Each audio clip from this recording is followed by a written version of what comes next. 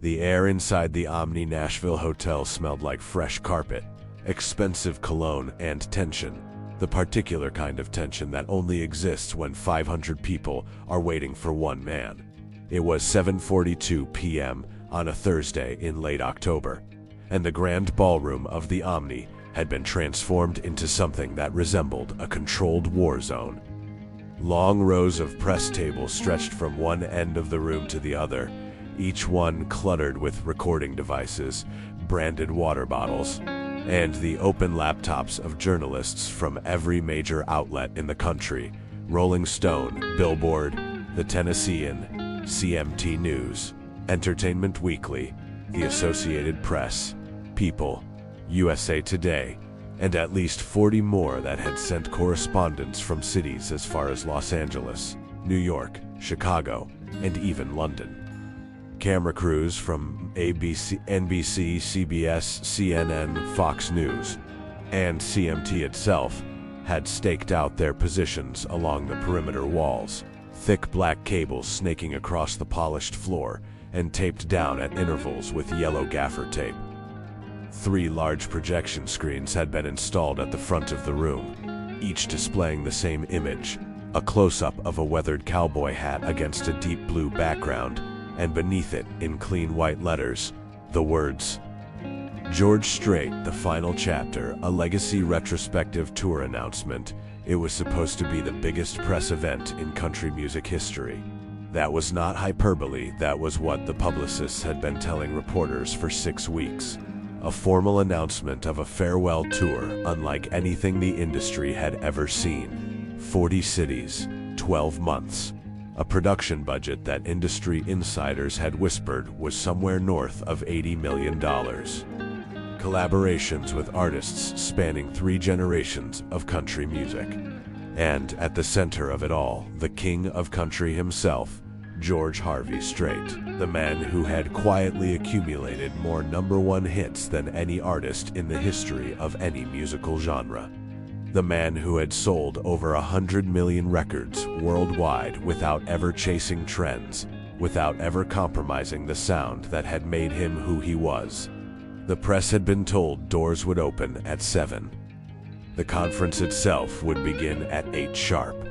George would enter from the left side of the stage, spend 10 minutes at the podium with a brief prepared statement, then open the floor for questions. His publicist, Rebecca Caldwell, had distributed a 2-page briefing sheet outlining the format. She had also made it very clear, in the polite but unmistakable tone of someone who had spent 22 years managing the expectations of the press, that there would be no personal questions. This was a professional announcement, career only. By 7:55, the room was at capacity. By 8 o'clock, it was buzzing with the low murmur of 500 people who had flown in from across the country and were now, collectively, running out of patience. By 8:10, the murmur had grown slightly louder. By 8:20, the first whispers of something being wrong began to circulate along the press rows like a slow-moving current. Rebecca Caldwell was standing in the left wing of the stage, just behind the heavy velvet curtain, and she was doing something that no one who knew her had ever seen her do in 2 decades of handling some of the biggest names in Nashville. She was looking at her phone with an expression of complete, undisguised panic. She had called George's cell phone 4 times. 4 times it had rung through to voicemail. His voice calm and measured. "You've reached George. Leave a message." She had sent 3 text messages. She had dispatched his road manager, Pete Holloway, to check the green room 12 minutes ago, and Pete had come back 90 seconds later with his face the color of old chalk. "He's not there," Pete had said, his voice barely above a whisper. "His jacket's on the chair, his hat's on the table, his phone's on the counter, but he's not there." "What do you mean he's not there?" Rebecca had said. "I mean the room is empty, Beck. He's gone." She had stared at Pete for a long moment, long enough for the silence between them to become its own kind of answer, and then she had turned back to her phone and called him again. Voicemail. 40 minutes earlier. George Strait had been standing in front of the mirror in green room number 2, on the 4th floor of the Omni Nashville, adjusting the collar of a dark navy dress shirt. He wasn't wearing the jacket yet. That would come last, always came last. A habit he'd kept since his first major concert in 1981 at a venue in Midland, Texas, where his hands had sweated so badly in the heat of stage lights that he'd had to change shirts twice before going on. Put the jacket on last, walk out immediately. Don't let yourself think too long. He was 63 years old, or the story places him at a point in his career where a farewell retrospective makes complete sense, and he looked, as he always looked, like a man who had been assembled specifically for the purpose of wearing a cowboy hat. Lean, unhurried, with the kind of face that had been weathered just enough by Texas sun and touring to look distinguished rather than tired. His hair was silver white and combed back neatly. His boots, dark brown ostrich leather, handmade by a bootmaker in San Antonio he'd been using for 30 years, were polished to a quiet shine. He was not nervous. That was the thing people always got wrong about him. They assumed that a man who had sold out a TNT stadium with 104,000 people in the seats must have conquered his nerves somewhere along the way. Must have reached some plateau of confidence where the anxiety simply stopped. The truth was different. George Strait didn't get nervous before performances or press events because he had learned decades ago to redirect that energy into something else, into stillness, into presence. He would breathe slowly, keep his hands quiet, and focus on the one thing that mattered, showing up and being exactly who he was. No more, no less. He reached for the jacket, the dark navy one that matched the shirt, that Rebecca had chosen specifically because it photographed well under stage lighting, and that was the moment, his personal cell phone, sitting face up on the dressing table beside his hat, lit up with an incoming call. The name on the screen was Carol Whitfield. He set the jacket down. Carol Whitfield had worked as his personal assistant for 11 years from 1998 to 2009. She had managed his calendar, fielded his personal correspondence, coordinated with his ranch in San Antonio, helped Norma with logistics when the tour schedule made everything else impossible. She was one of the most organized, competent, quietly capable people he had ever worked with, and she had left his employment of her own accord when her husband, Robert Whitfield, had been transferred to a position in Memphis, and she'd decided to follow him. George had given her a generous severance and a handwritten letter of recommendation, and she had cried briefly and professionally in the hallway outside his office, and then she had gone. They had stayed in touch, Christmas cards, occasional texts when something significant happened in either of their lives, a phone call maybe once every 2 years. Carol was not a person who called without a reason. She especially did not call at 7:43 p.m. on the night of an event she knew he had. He had mentioned it to her 2 months ago and they had spoken briefly. Big press thing in October. Nashville, whole production, and she had said, "That's wonderful, George. You deserve it."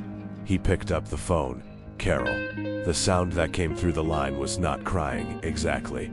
It was something that existed in the space before crying, a kind of breathless compression, like a person who has been running and has stopped and is now trying to remember how lungs work.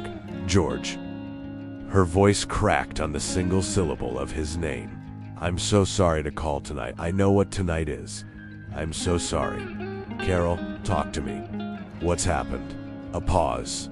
The sound of a corridor, fluorescent hum, distant intercom, the squeak of shoes on linoleum. He recognized it without being able to say why. Hospitals have a sound that is unlike any other enclosed space, a particular acoustic quality of urgency held barely in check. "It's Danny," she said. "My son." George, he tried to. She stopped, started again. "They're bringing him in right now. Vanderbilt. The ambulance? I'm in the waiting area and I don't know what to..."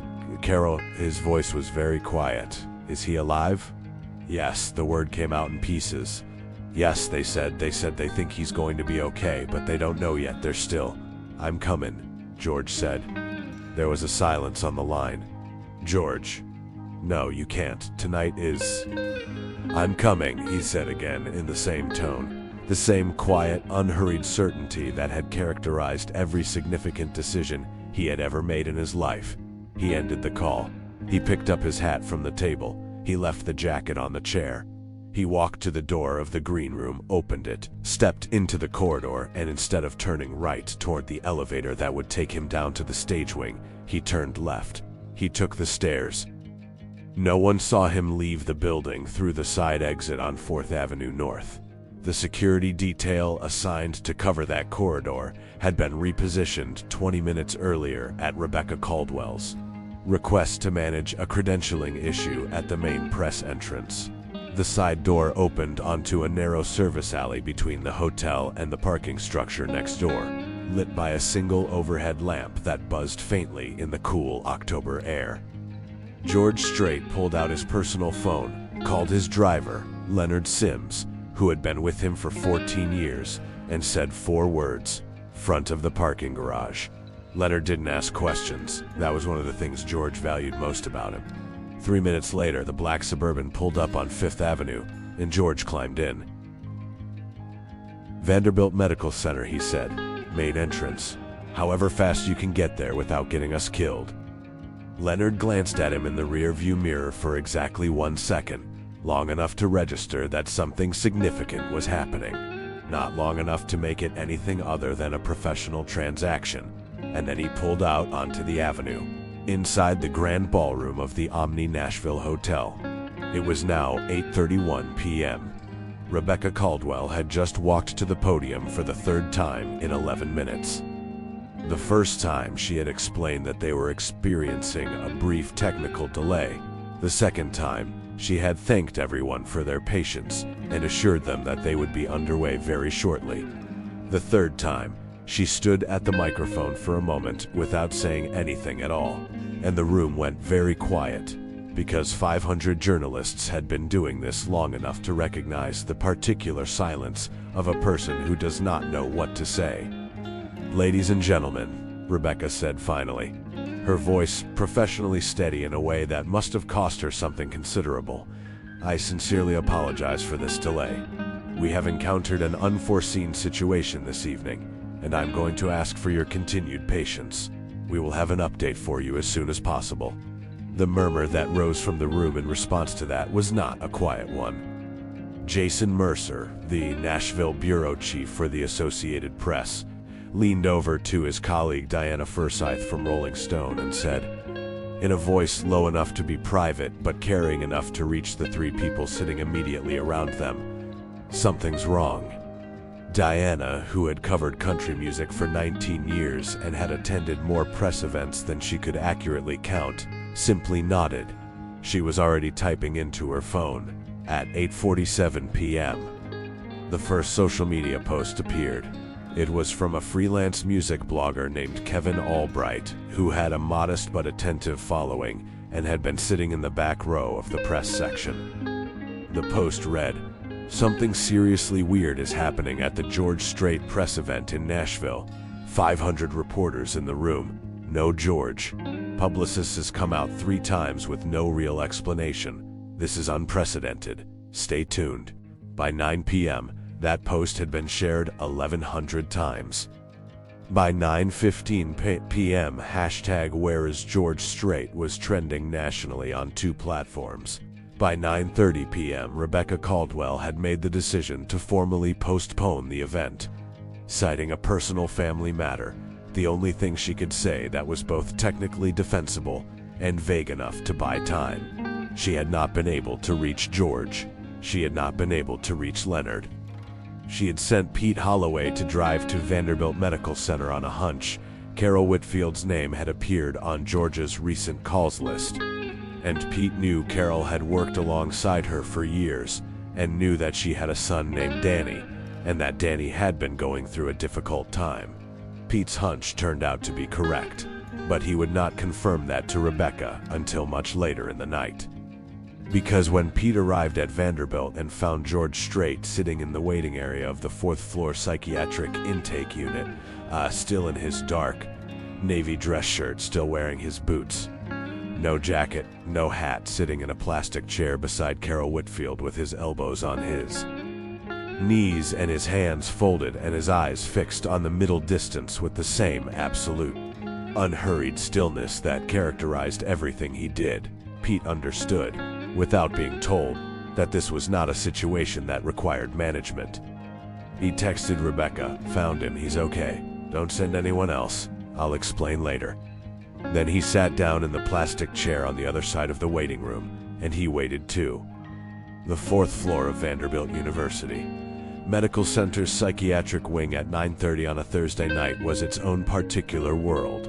A world governed by fluorescent light and careful quiet, by the soft-soled shoes of nurses moving between stations, by the low mechanical sound of ventilation systems, and the occasional distant beep of monitoring equipment.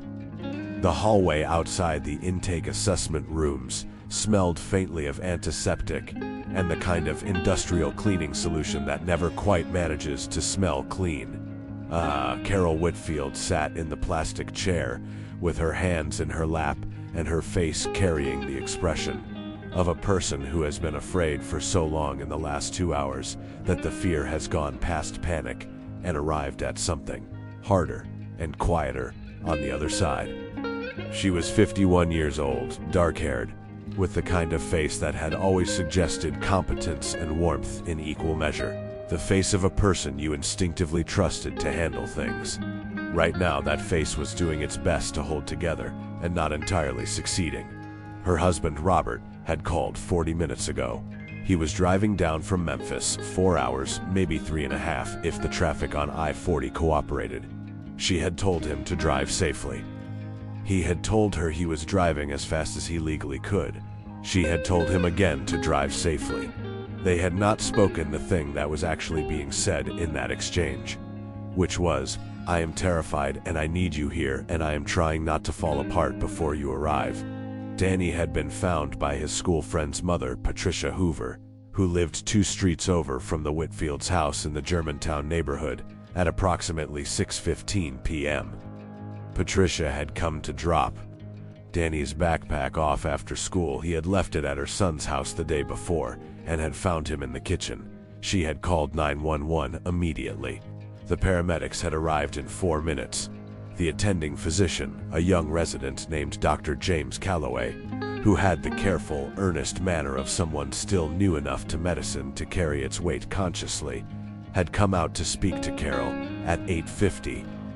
He had explained that Danny was stable, that the situation had been caught early enough that he was going to be okay physically.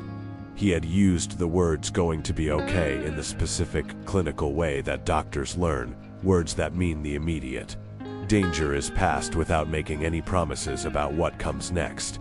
He had also said that a psychiatric evaluation team would see Danny within the hour, and that Carol would be able to go in and sit with him after that. She had thanked Dr. Calloway in a voice that barely existed. Then she had sat back down in the plastic chair. That was where George found her when he came through the door from the stairwell. She had told him the floor, the wing, the waiting area, and crossed the corridor in 6 long strides and sat down in the chair beside her without ceremony, without announcement, without anything except the simple fact of his presence. Carol looked at him. "George," she said, "you left. You actually left." "Yes," he said. "Tonight was Carol." He said it gently, the way you say a name when what you mean is stop. "I'm here. Tell me about Danny." Danny Whitfield was 16 years old. He was, by all the accounts that would emerge in the days following that Thursday night, a quiet kid, not withdrawn exactly, not antisocial, but internal. The kind of teenager who processed things slowly and privately, who kept his deepest thoughts in notebooks rather than conversations, who had a small circle of friends he was deeply loyal to, and a large interior world that not many people were invited into. He was also, Carol explained, sitting beside George in that plastic chair with her hands still folded in her lap, a musician. or trying to be. He had started writing songs at 13, actual songs, with verses and choruses and bridges, not just fragments, filling composition notebooks with lyrics and chord progressions that he worked out on the second-hand acoustic guitar he kept propped against the wall of his bedroom. He wasn't a prodigy.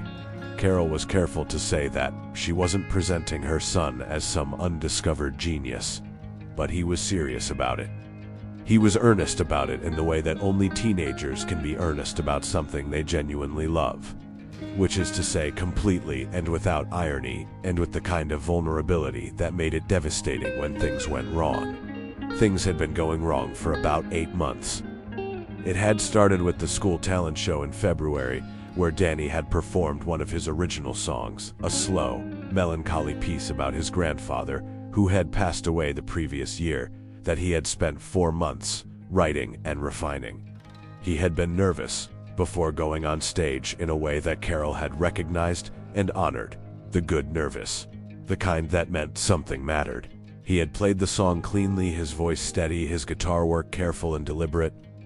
The response from his classmates had not been cruel, exactly. It had been worse than cruel. It had been indifference with a rim of condescension. A few people had clapped politely. One group near the back had talked through most of the performance. Someone had posted a clip online with a caption that was not vicious but was dismissive in that specific, teenaged way that communicates with devastating efficiency that the person being dismissed is not worth the energy of actual contempt. Danny had come home that night, gone to his room, and not come out for dinner. Carol had knocked and he had said he was fine, he was tired, he'd eaten something. She had believed him because she had not yet learned, and how could she have known that when Danny said I'm fine, he sometimes meant the opposite of that. The 8 months that followed had been a slow, quiet unraveling that Carol had noticed in pieces, but had not, until now, understood as a whole. He'd stopped playing guitar in the evenings. He'd started spending more time alone. His grades, which had always been solid if not exceptional, had slipped in 2 subjects. He had quit the school's informal music club, which he had helped found, citing schedule conflicts that Carol had accepted as plausible. He had stopped mentioning songs he was working on. She had asked him twice if he was okay. Both times he had said yes. Both times she had wanted to push further and had stopped herself, because she was a good mother who was trying to respect the privacy of a teenager who had always been private, and because nothing she could see from the outside had looked serious enough to justify the kind of intervention that might push him further away. She had been wrong. She knew that now with a clarity that was almost physical, a cold, bright knowledge sitting in her chest like something hard. George listened to all of this without interrupting. He asked no questions while she was speaking. He sat very still, the way he always sat, and he listened with the complete attention of a person who has learned that the most valuable thing you can sometimes offer is simply the willingness to hear. When Carol finished, they sat in silence for a moment. "Do you know what he listens to?" George said finally. "Music, I mean. What he listens to at home." Carol looked at him. It was an unexpected question, and it landed oddly in the middle of everything else. Not wrong exactly, but unexpected enough that it pulled her slightly out of the spiral she had been circling. "Old stuff, mostly," she said. "He's always been like that. Hank Williams, Merle Haggard." She paused. "He listens to you a lot. He has since he was about 9 years old. I used to play your records when he was little, when I was still working for you. It stuck, I think." George said nothing for a moment. "What's his guitar like?" he asked. "Second-hand, Martin copy, I think.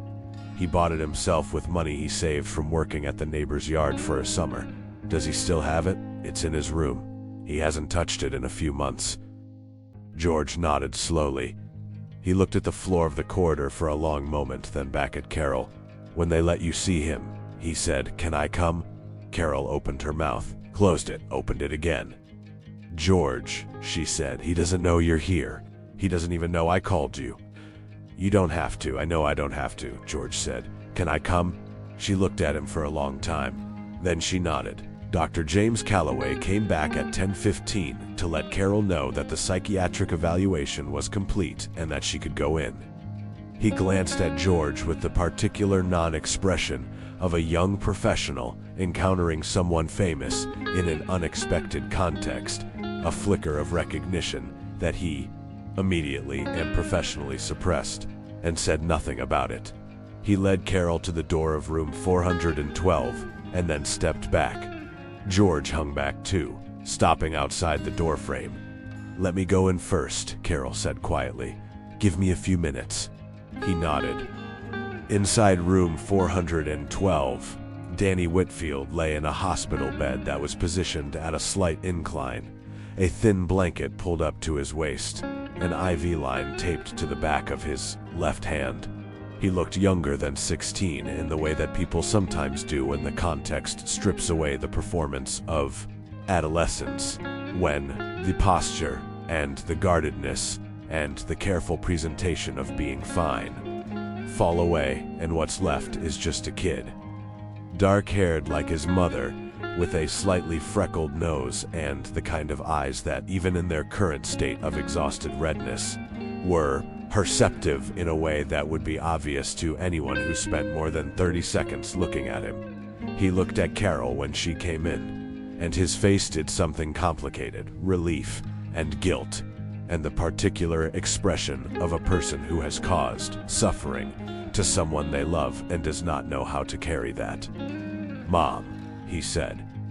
Carol sat in the chair beside his bed and took his hand, the right one, not the one with the 4, and held it without speaking for a moment. "I'm here," she said finally. "I'm right here. I'm sorry," he said. "Danny." "I'm sorry," he said again, and his voice broke on the second syllable of the word, and the thing that had been held behind it broke too.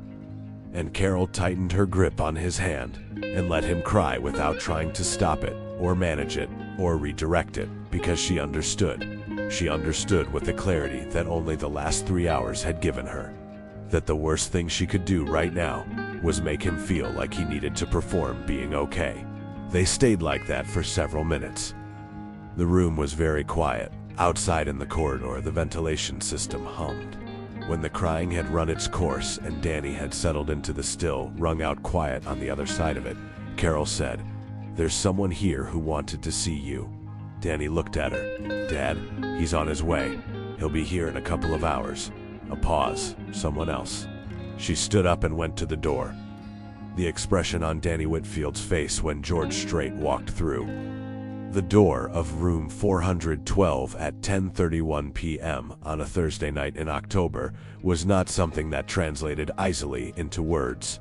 It was not the expression of a fan meeting a celebrity that had a familiar shape, a familiar sequence of disbelief and excitement that George had seen 10,000 times. This was something different. This was the expression of a person who is in the most broken moment of his life and has just been presented with something so unexpected and so specifically impossible that his brain has temporarily suspended its normal operations. He stared.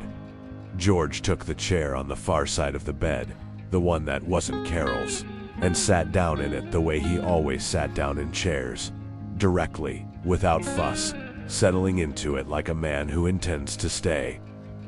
"Hey," George said. Danny stared at him. "Your mom tells me you write songs," George said. A long silence. "Yeah," Danny said finally. The word came out rough from crying, barely audible. "You still working on anything?" Danny looked at his mother, then back at George. The expression on his face had shifted. The suspended disbelief was giving way to something more complicated, something that had to do with the particular vulnerability of being asked about the... "No," he said. "Not really, not for a while." George nodded. He didn't offer a follow-up question immediately. He let the answer sit for a moment, the way good listeners do, giving it room to mean what it meant without rushing to fill the space around it. "You know what I was doing tonight?" George said. Danny shook his head slightly. "I was supposed to be at a press event, big one. 500 reporters." Danny's eyes shifted, a flicker of something. I left, George said simply. Silence. Why? Danny said. George looked at him. Because your mom called. The simplicity of that answer landed in the room and stayed there. They talked for an hour and 40 minutes, not about the press event, not for a long while, about what had happened that evening. They talked about music, about the particular texture of writing a song that tells the truth about something, about the difference between writing for an audience and writing because you can't not write, about the way that Hank Williams could put a whole human life into 3 verses and a chorus and make it feel like he was describing exactly your life and nobody else's simultaneously. George talked about his own early years in a way he rarely talked about them publicly.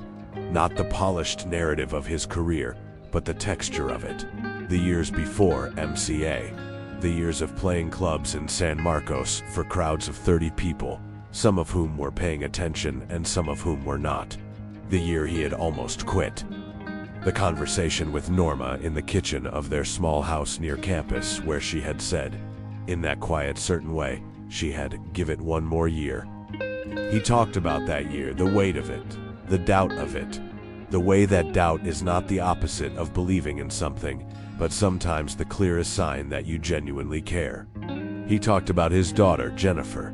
He did not say much. He rarely said much about her to anyone, but he'd said enough that she had been 13 when she died in a car accident in 1986, and that for a long time after that, he had existed in a space where music was the only thing that felt real. Not as an escape, as a way of remaining in contact with something that persisted beyond the worst thing that had ever happened to him. He had written songs in that period that had never been released, that existed only in handwritten form in notebooks in a box in his house in San Antonio, and that was fine. They had done what they needed to do. They had kept a wire connected to something essential. Danny listened to all of this with the concentrated attention of someone who is hearing, for the first time, that the interior experience they have been having, the one that felt too private and too specific to be shared, is actually not so different from the interior experience of another human being who has been alive much longer and seen much more. At one point around midnight, when the fluorescent light in the corridor had dimmed slightly and the wing had settled into its deepest quiet, Danny said, "The talent show thing. In February, that was when I stopped." George looked at him. "Tell me about it," Danny told him. Not the whole thing, just the essential shape of it.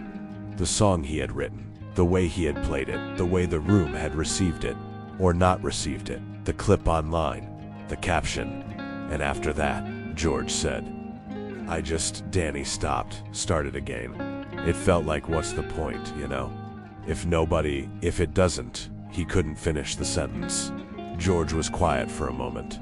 "I'm going to tell you something," he said, "and I want you to actually hear it, not just let it go past." Danny looked at him. "Every song I ever wrote that meant something to me," George said. "I wrote it before I knew whether anyone else would care about it. Every single one. The ones that went to #1 and the ones that ended up in notebooks nobody will ever read. The caring happened before the audience, it has to. Because if the caring only happens when someone else tells you it should, then it's not really yours, it's theirs. And you can't write a real song with borrowed caring." The room was very quiet. Danny looked at the ceiling for a long moment. Then he said, "I don't know if I can go back to it." "I know," George said. "You don't have to decide that tonight." Robert Whitfield arrived at Vanderbilt University Medical Center at 2:14 a.m. He had made the drive from Memphis in 3 hours and 22 minutes, which was faster than it should have been, and which he did not mention to Carol when she met him in the waiting area outside the 4th floor psychiatric wing. He was a large, quiet man, 54 years old, with the build of someone who had played college football 30 years ago and maintained just enough of the habit to keep the shape of it, though the edges had softened. He worked in logistics management for a regional distribution company, a job that had nothing to do with music or glamour or any of the things that had characterized Carol's years working for George Strait, and which suited him absolutely. He was precise and reliable and not given to excess of any kind, and he loved his wife and his son with a completeness that expressed itself not in grand gestures, but in the thousand small consistencies of a man who showed up every day without being asked. He held Carol for a long time in the waiting area. She pressed her face against the front of his jacket, and he put both arms around her and didn't say anything at all, because he understood that she didn't need words right now. She needed the physical fact of him being there, which was a thing she had been waiting for since 6:15 that evening. After a while, she stepped back and looked at him and said, "There's someone in there with Danny." Robert looked at the door of room 412. "Who?" she told him. The expression on Robert Whitfield's face was something that Carol would describe later in a conversation with her sister, approximately 2 weeks after that night, as the most surprised I have ever seen him look in 28 years of marriage. Robert was not a man who surprised easily. He was also not a man who made a show of things. He looked at Carol for a moment with that expression, and then he looked at the door again, and then he said, very quietly, "Does Danny know?" "He's been in there with him for 2 hours," Carol said. Robert was quiet for a moment. Then he said, "Is he okay, Danny?" "He will be," Carol said. And she meant it, not as reassurance, but as something she had come to believe in the last 4 hours, built from the evidence she had gathered from Dr. Calloway's measured words, from the evaluation team's initial assessment, from the conversation she had watched from the partial doorway between her son and a man in a dark navy dress shirt sitting in a plastic chair at midnight in a hospital room, talking about songs and loss and the persistence of caring about things. "Yeah," Robert said. He looked at the door again. He put his hand on Carol's shoulder. "Let's go in." When Robert Whitfield walked into room 412, Danny was asleep. He had drifted off sometime in the previous 30 minutes. The exhaustion of the evening had finally overtaken him, the way it does after the body has been through something large and the adrenaline has finished its work, and what's left is just the need to go unconscious for a while. George Strait was still in the chair on the far side of the bed. He looked up when Robert came in. Carol was right behind him, and he stood quietly, the way you stand when someone's family arrives, and he extended his hand. Robert shook it. "I appreciate you being here," Robert said. His voice was low. He was already calibrating his volume to the sleeping boy in the bed. "I'm glad Carol called," George said. The three of them stood for a moment, looking at Danny. In sleep, he looked even younger. The lines of worry and effort that had, they could now see, been present in his waking face for longer than any of them had noticed were smoothed away. He breathed steadily. "He told me about the talent show," George said quietly. In February, Robert's jaw tightened slightly. "I know about that. He's been carrying it for a long time." "I know," Robert said. His voice was very controlled. There was something underneath the control, not anger, exactly, but the particular compressed emotion of a father who has learned tonight that his son was suffering in ways he did not know about and cannot now go back and address differently. That was its own kind of grief, sitting alongside every other grief in the room. Carol touched Robert's arm. "Dr. Calloway wants to meet with us in the morning," she said. "There's a care team. They have a plan." Robert nodded. He was still looking at Danny. "He's going to be all right," Carol said. "Yeah," Robert said. He said it the way a man says something when he is determined to believe it, and not entirely there yet, and is working on it actively. "Yeah." George picked up his hat from the windowsill where he'd set it. He had been carrying it when he arrived, held in his hands rather than on his head, as he typically wore it only outdoors, and he looked at Carol. "I'm going to head out," he said. "Let you all be together." Carol looked at him. There were things she wanted to say, things about the magnitude of what he had done, about the cost of it, about the press event and the 500 reporters, and everything that the night was supposed to have been and wasn't, about what it meant that he had simply left and come here without asking whether it was the right thing to do, because, for him, it clearly was not even a question. She wanted to say all of those things and couldn't find the shape of any of them, So she said the only thing that seemed close enough. Thank you, George. He nodded once. He looked at Danny sleeping in the bed for a moment, one long, quiet look, and then he walked to the door and out into the corridor and down the hall toward the elevator, his boots making the soft, unhurried sound of a man who has done what he came to do. Pete Holloway was still in the waiting area when George came out. He stood up immediately. "Car's downstairs," Pete said. "Leonard's been there since 11. "Good," George said. "Let's go." They walked to the elevator. Pete pressed the button. They waited. "Beck's been trying to reach you," Pete said. "I know. I'll call her in the morning." Pete nodded. He was a practical man. He had been managing the operational logistics of George Strait's career for 17 years, which had given him a comprehensive understanding of what needed to be dealt with immediately and what could wait until morning, and an equally comprehensive understanding of which of those categories George's decisions typically fell into. "The press is going to have a lot of questions," Pete said. "Not as a challenge, as a statement of fact." "I expect they will," George said. The elevator arrived. They got in. "You want to talk about what you're going to say?" Pete asked. He was quiet for a moment. "Not yet," he said. The story broke the following morning. It did not break the way that stories typically break in the age of social media, with a single post that cascades into viral shares within minutes. It broke the way old stories used to break, incrementally through reporting. Jason Mercer at the AP had been working his sources since the previous night. He had confirmed through 2 independent sources that George Strait had been at Vanderbilt University Medical Center on Thursday evening. He had confirmed through a 3rd source that his presence there was connected to a personal matter involving a former member of his staff. He had not confirmed Danny's name, that detail his editors had insisted on withholding, and Mercer had agreed without hesitation, because whatever the story was, it was clearly not one in which a minor's privacy was a fair thing to sacrifice. What Mercer published at 7:43 a.m. on Friday morning was a 400-word piece under the headline, "George Strait walked out on major press event, was at Nashville hospital." The piece was factual and restrained.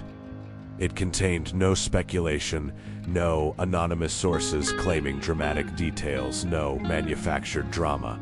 It simply stated what was confirmed, that Strait had left the Omni Nashville Hotel on Thursday evening before a scheduled press conference, that he had been located at Vanderbilt University Medical Center, and that a representative for Strait had confirmed he was well and that the event would be rescheduled.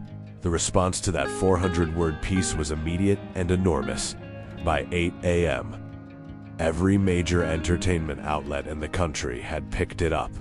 By 9 a.m., it was the top trending topic on 3 platforms. By 10 a.m., the question was everywhere. Why did George Strait leave? What was he doing at the hospital? The answers, the real ones, would come later. But first, something else happened. Rebecca Caldwell reached George at 8:15 a.m. On his hotel room phone, he had left his cell in the green room the previous night and Pete had retrieved it, but George had not yet turned it on. "George," she said, and then she stopped because she was not entirely sure how to proceed. "Morning, Beck," he said. He sounded like a man who had slept several hours and was now drinking coffee. He sounded, in other words, completely normal, which was, in its own way, one of the more disorienting things about speaking to him in this particular moment.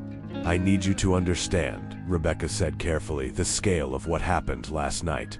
In terms of I understand," he said. "The press is I understand, Beck." A pause. "What do you want to do?" she asked. "I want to reschedule the announcement," he said. "Whatever date works for the venues and the production team. And the reason you left last night, the hospital, they're going to keep asking." A silence on the line. Not the silence of a man who didn't know what to say, but the silence of a man who was deciding how much of something true to give. "Tell them it was a personal matter involving someone I care about," George said, "and that I'd do it again." Rebecca was quiet for a moment. "Okay," she said finally. "And Beck, yeah? Reschedule it for a Tuesday. I've always done better on Tuesdays. She laughed, a short, startled laugh that she hadn't planned.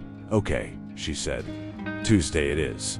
3 days after Thursday night, on a Sunday afternoon in late October, Carol Whitfield sat at the kitchen table of her house in Germantown and watched through the window as the light changed over the backyard, the particular late afternoon light of autumn in Tennessee, low and golden, the kind that makes even ordinary things look briefly significant. Danny was upstairs. He had come home from the hospital on Saturday, following a full day of evaluation and the establishment of a care plan that included an outpatient therapy program, 3 times a week, and a meeting with a psychiatrist who specialized in adolescent mental health. He had come home quietly, not in the collapsed, defeated way that Carol had feared, but in a way that seemed, tentatively, like the quiet of a person who has set something down that was very heavy and is now figuring out how to move without the weight of it. He had eaten dinner on Saturday night. He had eaten breakfast Sunday morning. These were small things.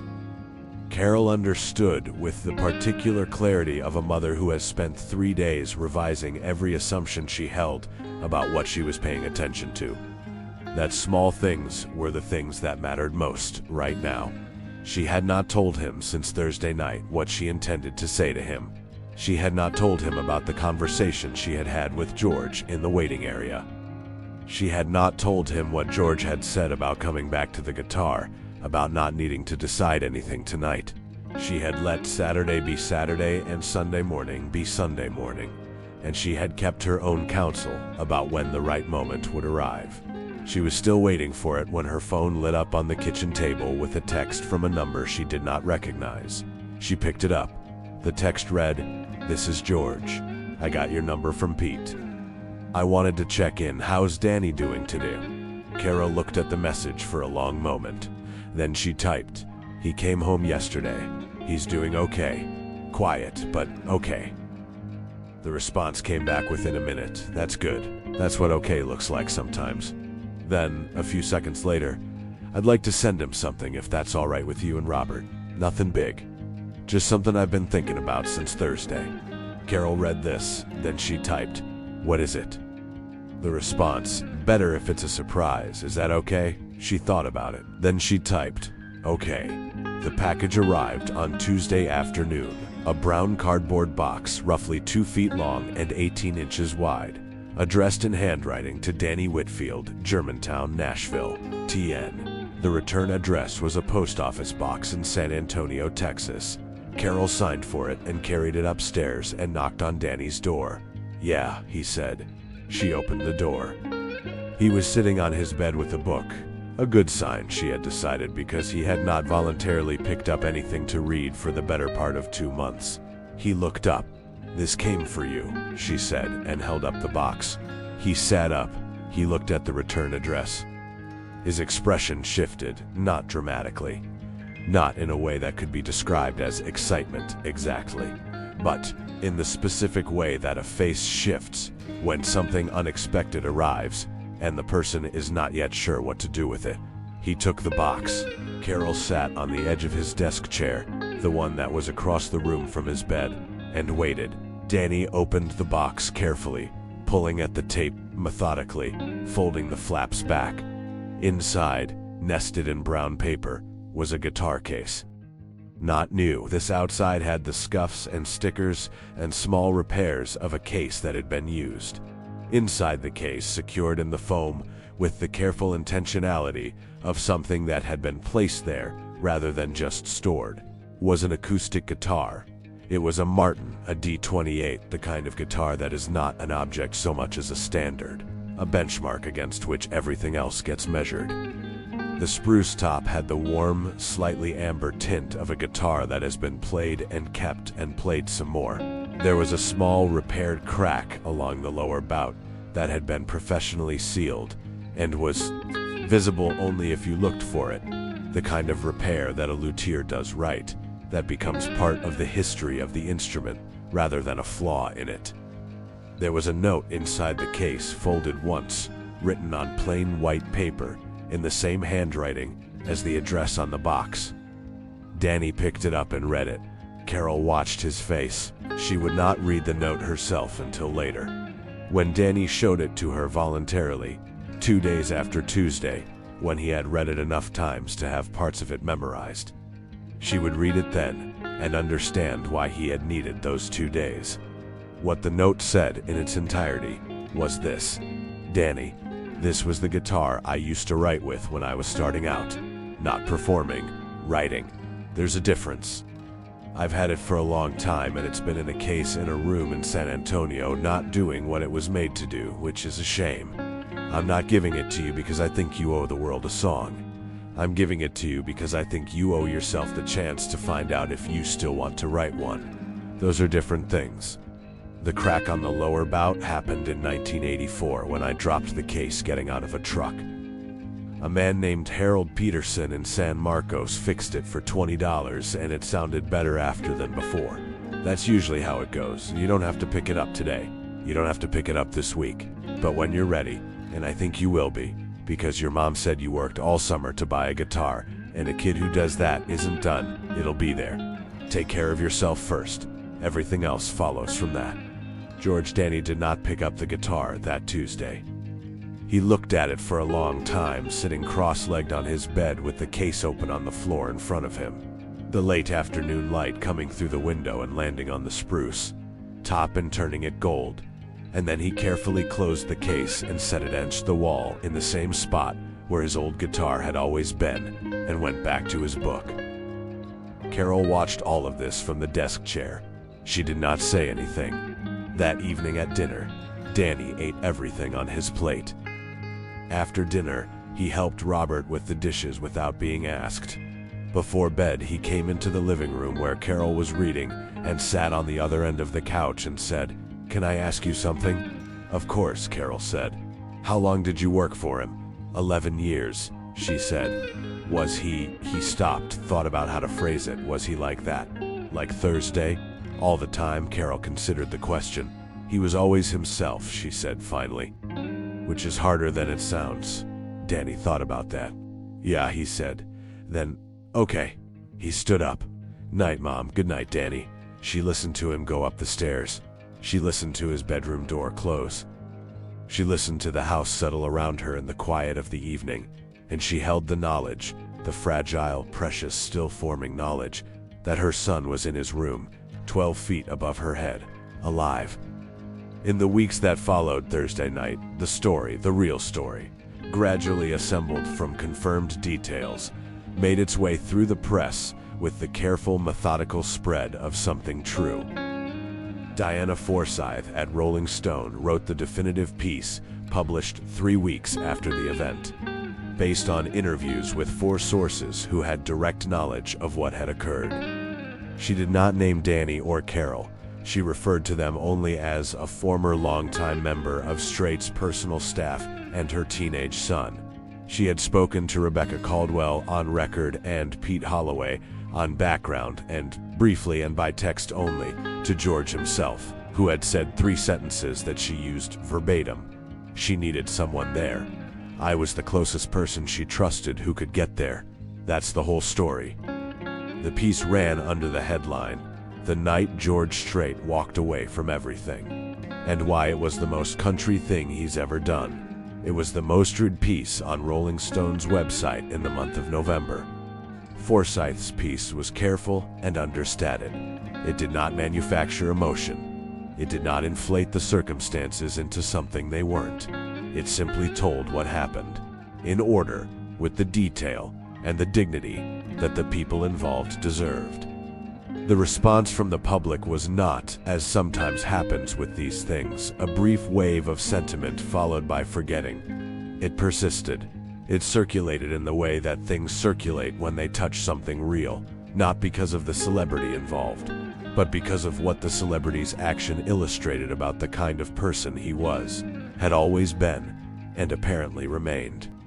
Fan letters arrived at George's management office in Nashville at a rate that the office had not experienced in years. Letters, actual paper letters, not emails, from people describing situations in their own lives that resonated with what they'd read, From parents of teenagers who were struggling, from teenagers themselves, from people who had once loved music and stopped and were now reading about a guitar with a repaired crack and a note on white paper thinking about starting again. Rebecca Caldwell kept a selection of them in a box in her office. She did not show them to George immediately. She knew him well enough to know that he did not need to be told the effect of a thing in order to have done it. But she kept them. Jason Mercer published a follow-up piece in the AP Wire 6 weeks after the original story broke. This one focused on the broader conversation that had emerged in its wake about mental health awareness among teenagers, about the particular pressures of creative adolescence, about what it means for a public figure to make a private choice that becomes, despite every intention, a public statement. He interviewed 3 experts in adolescent mental health, 2 cultural critics, and 1 country music historian. He did not interview George Strait, who had politely declined through Rebecca, but had sent a note thanking Mercer for his original coverage, which had been, in George's words, fair and decent in a moment when it aside could have been neither. Mercer kept the note. He pinned it to the bulletin board above his desk in the Nashville bureau office, where it remained for years afterward. The Martin D28 leaned against the wall of Danny Whitfield's bedroom for 9 days before he touched it. On the 10th day, a Wednesday, in the second week of November, he came home from his 3rd session with his therapist, Dr. Ann Kovacs, set his backpack down by the door, went upstairs, sat on the edge of his bed, and reached across and picked up the guitar case. He unlatched it, he lifted the guitar out, he settled it across his knees and felt the weight of it, different from his old guitar. He just held it. He sat with the weight of it across his legs and the feel of the frets under his fingertips and the smell of the spruce and the rosewood, which was a particular smell that was unlike anything else in the world and which reached something in him that had been behind a closed door for 8 months. Then, very slowly, he played a G chord.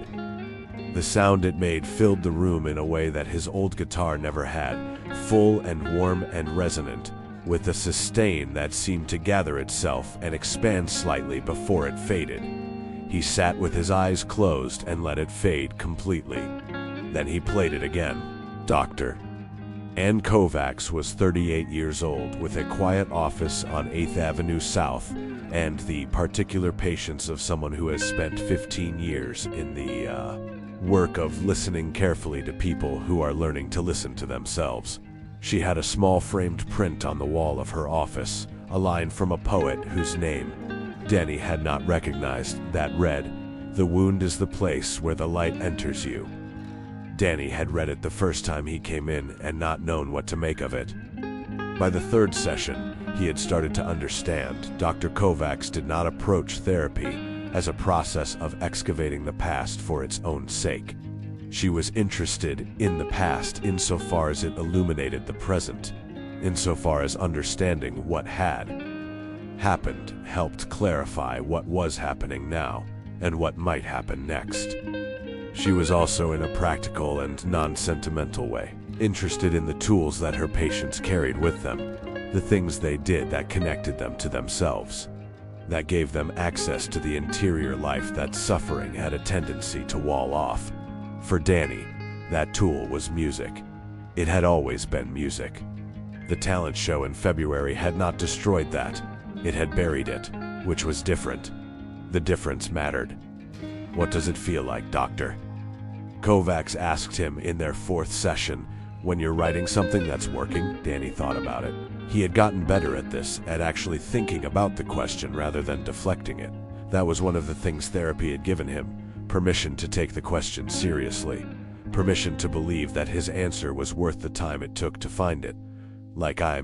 He stopped, tried again. Like there's something I know that I didn't know I knew. And writing it down is how I find out what it is. Dr. Kovacs nodded. She did not say "that's a beautiful way of putting it" or any of the other things that people sometimes said when you articulated something that surprised you. She just nodded and let the answer sit in the room. And in February she said, "When you stopped, what were you afraid of?" Another long pause. That it didn't matter. Danny said. That I was the only one it mattered to, and that meant it didn't actually matter. And now? Danny looked at the print on the wall. Now I think. He stopped.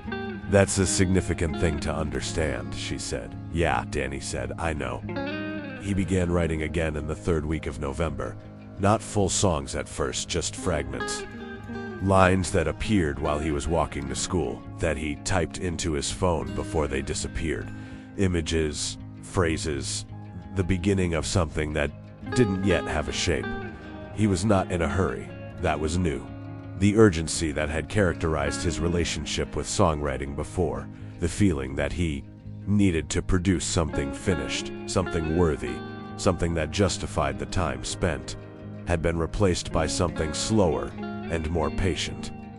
He played the guitar in the evenings without a specific objective. He let songs he liked wash over him without interrogating them for their secrets. He sat with unfinished things without needing to resolve them immediately. Robert noticed.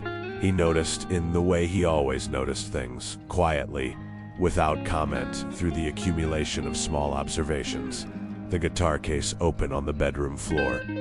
The notebook on the kitchen table with handwriting in it that Danny put away when he came in but didn't hide.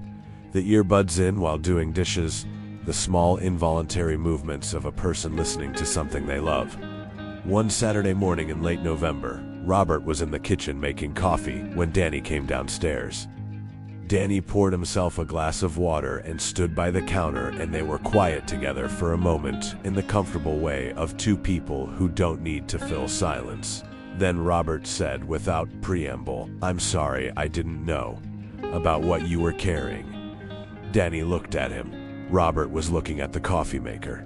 His hands were on the counter. His weight settled on them. "Dad, I'm not saying it to make you feel guilty," Robert said. "I'm saying it because it's true. I should have known and I didn't, and I'm sorry." A silence. "I didn't want you to know," Danny said finally. "I didn't want anyone to know." "That's not your fault." "Maybe," Robert said. "But I want you to know that you can, okay? You can." He paused. "Whatever it is." Danny looked at his father for a long moment.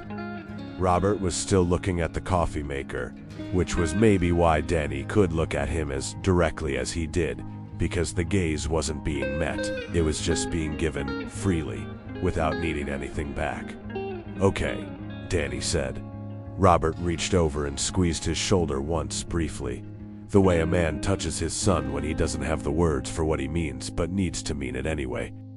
Then he poured his coffee and said, "You want eggs?" "Yeah," Danny said. "Yeah, I do." The rescheduled press event for George Strait's farewell tour announcement took place on a Tuesday, as he had requested, in the second week of December, in the same grand ballroom of the Omni Nashville Hotel, the same production setup, the same screens, the same arrangement of press tables. Rebecca Caldwell had, with characteristic thoroughness, ensured that everything was exactly as it had been planned to be in October, with one small addition, a single line added to the prepared statement at George's request, that read, "I want to begin by thanking the press for their patience in October, and by saying that the reason for the delay that evening was a private matter involving a person I care deeply about, who is doing well. I won't be providing further details, as those details belong to someone else. I will say only that I have no regrets about that evening, and that I am grateful to everyone who received the situation with the grace and restraint that it deserved." He delivered that line the same way he delivered everything, without performance, without embellishment, without looking away from the room. 500 journalists, many of the same ones who had been there in October, plus some who had specifically requested credentials for the rescheduled event after reading Diana Forsythe's Rolling Stone piece, listened in a quiet that was, Rebecca later said, unlike any press event she had ever attended. Not the restless, impatient quiet of people waiting for something to begin, the other kind. The kind that only happens when a room full of people is paying attention to something real. After the statement, he talked for 20 minutes about the tour, the cities, the scope of it, the artists he would be collaborating with, the reasons he had decided that this was the right time and the right shape for a farewell. He talked about what 50 years of making music had taught him. He talked about the people in the industry he was grateful to. He was specific and thoughtful, and as always, exactly himself. Then he opened the floor for questions. Jason Mercer was the first one called on. He stood up in the fourth row, where he had been sitting with his notebook open and his recorder running, and said, "Mr. Strait, you said tonight that you have no regrets about the evening in October. I want to ask, and I recognize you may not want to answer this fully. What would you say to anyone who might be watching or reading this who is going through something like what the person you went to see was going through? What would you want them to know?" The room went very quiet. George Strait looked at Jason Mercer for a moment. Then he looked at the room, at the rows of faces and cameras and recording devices, at the projection screens behind him with the image of the cowboy hat and the words about legacy, at the whole vast apparatus of a life that had been built in public over 50 years. And then he said, "I'd want them to know that somebody will leave. That there's someone who will walk away from whatever they're doing and come sit with you. It might not be who you expect, but they'll come." He paused. "And I'd want them to know that the hardest part is letting them." He looked back at Jason Mercer. "That enough for you?" he said. Mercer nodded. He was already writing. The clip of that moment, George Strait at the podium saying somebody will leave, was the most shared piece of video from any press event in country music history. By the following morning, it had been viewed 40 million times. By the end of the week, the number had doubled. The clip was 37 seconds long. In 37 seconds, it had become something that would be quoted in sermons and graduation speeches and therapy sessions and late-night conversations between parents and teenagers for years to come. It had become, in the way that true things sometimes do when they are said plainly and at the right moment, a kind of shorthand for something larger than itself. Rebecca Caldwell watched the clip 17 times that night. She told no one. Pete Holloway watched it once at 6 in the morning, sitting at the kitchen table of his apartment in East Nashville, with his coffee going cold beside him. Then he put his phone down and sat very still for a while. Danny Whitfield saw the clip the morning after the press event on his phone before school. He was sitting at the breakfast table when it started playing, and Carol, who was across the kitchen with her back to him, heard him go very still and turned around. He was watching the screen. His face had the expression she had come to recognize as his listening face, the one that meant something was getting in past the surface. When the clip ended, he put his phone down. He sat for a moment. Then he picked up his toast and ate it and finished his orange juice and picked up his backpack and said, "See you tonight," and went to school. That evening, when Carol knocked on his bedroom door to tell him dinner was ready, she heard it before she knocked, before her knuckles even reached the wood. The sound of the guitar. Acoustic, clean, the strings caught under fingers that were finding their way back to something they knew. She stood in the hallway and listened for a moment. It was not a song yet, not something finished, not something with a name. It was the beginning of something. A chord sequence, repeated, slowly at first and then with more certainty. And then, very quietly, under the chords, the beginning of a melody. She did not knock. She stood in the hallway with her hand raised and her eyes closed, and she listened to her son play guitar on the other side of the door, and she let it be enough. The following April, on a mild Thursday evening in Nashville, Dr. Ann Kovacs was leaving her office on 8th Avenue South when her phone buzzed with a text from an unknown number. The text contained no words, just a link to a SoundCloud page. She stood on the sidewalk in the early spring evening and clicked the link. The page was titled simply, DW Original Songs. There was one track uploaded. It was called Repaired. It was 3 minutes and 42 seconds long. The instrumentation was minimal, acoustic guitar, no accompaniment. A voice that was not polished but was honest in the specific way that honesty sounds when it has cost something. The lyrics described, in the compressed and indirect language of a good song, the feeling of being broken and then mended in a way that made the break visible, the metaphor of a repaired crack in wood, the idea that the fix becomes part of the history of the thing rather than its defacement. The song did not mention a hospital. It did not mention a Thursday night in October. It did not mention a cowboy hat or a press conference or a guitar shipped from San Antonio in a brown cardboard box. It didn't need to. It contained all of those things in the way that good songs contain the specific experiences that generated them, not as illustration, but as truth that has been transformed into something that can be given to anyone. Dr. Kovacs listened to the whole thing standing on the sidewalk. When it ended, she typed back, "This is extraordinary, Danny. I'm proud of you." His response came back in under a minute. "Thanks, it took a while to get it right, but I think it's right now." She smiled. She put her phone in her pocket. She walked to her car through the mild April evening, and the city moved around her, the particular Thursday evening movement of Nashville. The pedestrians, and the distant music from open bar doors, and the smell of coming rain, and she felt, as she sometimes did at the end of a day that had held something significant, the quiet satisfaction of watching someone arrive at a place they couldn't have imagined when they started. George Strait heard the song 4 months later, on a late August afternoon at his ranch outside San Antonio. Carol had texted him the link with no context beyond, "You should hear this." He was sitting on the back porch with an iced tea when he played it on his phone. He listened with his eyes on the middle distance, the familiar landscape of the ranch. When it ended, he played it again. Then he set his phone on the porch railing and looked out at the land for a while. He picked his phone back up and texted Carol, "Tell him it's a good song." Her response 40 seconds later, "Tell him yourself. He'd like to hear it from you." George looked at the phone for a moment. Then he smiled, a small, private smile, the kind that doesn't perform itself for anyone, and he found Danny's number in his contacts, where he had stored it quietly and without announcement 6 months earlier, and he typed, "Your mom sent me the song. It's a good one. The crack in the wood is a good image. You got what I was saying. Keep going."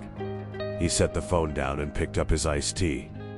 From across the ranch, a hawk moved against the white-blue sky, riding a thermal in a long, slow circle. Danny's response came back 12 minutes later.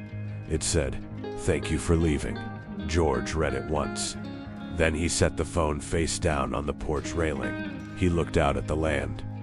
He stayed that way for a long time, a man alone on a porch at the end of a long afternoon, with the particular stillness of someone who has done something right and has known it from the first moment and has not needed anyone to confirm it, but is glad, all the same, to hear it said. The hawk circled. The light changed. The ranch breathed around him in the warm August quiet. And somewhere in Nashville, in a bedroom with a guitar case propped against the wall, and a notebook open on the desk, and a window catching the last of the day's light, a boy who had come back from the edge of something dark was writing the next verse of the next song that no one had heard yet, which is exactly where songs begin.